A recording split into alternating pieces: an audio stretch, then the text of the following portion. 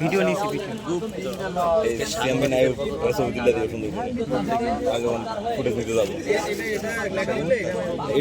সন্ত্রাসীরা চিটাগাং সিটি কলেজের ছাত্রদলের উপরে নির্মমভাবে তারা হামলা করেছে এবং তাদেরকে রক্তাক্ত করেছে। আমরা তাৎক্ষণিক প্রতিবাদ বিক্ষোভ মিছিল করেছি। আজকে আপনারা জানেন যে 1971 সালে যে রাজাকার আলবদর বাহিনীরা 2024-এ গণঅভ্যুত্থানের পরে তারা নিজেদেরকে ইসলামিক পরিচয়ে নিজেদেরকে মোড়ক উন্মোচন করে প্রতিটি বাংলাদেশে প্রতিটি শিক্ষা প্রতিষ্ঠানে তারা একটা অরাজনীতিকরণ করে কীভাবে বিশ্ববিদ্যালয়গুলো অস্থিতির পরিবেশ করা যায়, কীভাবে শিক্ষার পরিবেশকে নষ্ট করা যায়, এই তারা ষড়যন্ত্রে সবসময় লিপ্ত থাকে এবং তারা কখনোই তারা নিজেদেরকে তাদের রাজনৈতিক পরিচয়ে তারা নিজেদেরকে রূপ প্রদান করে না।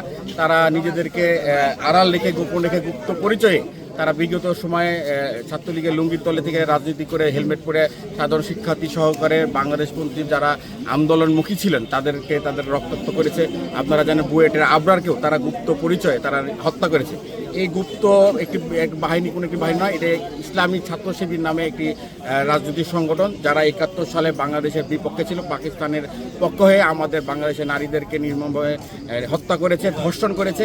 এখনও 2024-এ গণঅভ্যুত্থানের পরে তারা সেই মব কালচারের মাধ্যমে গুপ্ত রাজনীতির মাধ্যমে শিক্ষার্থীদেরকে হামলা, রক্তাক্ত করা, রক কাটা, হত্যা করা, এইসব রাজনীতির মধ্যে তারা এখনও জড়িত আছে। আমরা আজকে দেওয়াল লেখনের মাধ্যমে আমরা রাজশাহী বিশ্ববিদ্যালয়ের শিক্ষার্থীদেরকে নিয়ে আমরা আহ্বান দিতে চাই এবং আপনাদের মাধ্যমে তাদেরকে বার্তা দিতে চাই যে আপনাদেরকে সুষ্ঠু ধারায় রাজনীতি করতে হবে, শিক্ষার্থীদের কল্যাণে রাজনীতি করতে হবে।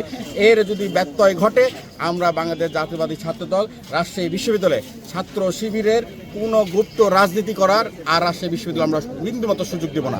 এটা আমরা শক্ত হাতে প্রতিরোধ করব, দরকার হলে আমরা আইনগতভাবে প্রতিরোধ করব এবং সাংগঠনিকভাবে প্রতিরোধ করব। আমরা অনতিবিলম্বে আপনাদের মধ্যে আহ্বান করব যে শিবিরকে সুস্থ ধারা রাজনীতিতে ফিরে আসতে হবে, অন্যথায় রাজশাহী বিশ্ববিদ্যালয় তাদের জন্য রাজনীতি করা নিষিদ্ধ হিসাবে আমরা তাদেরকে বাধ্য করব।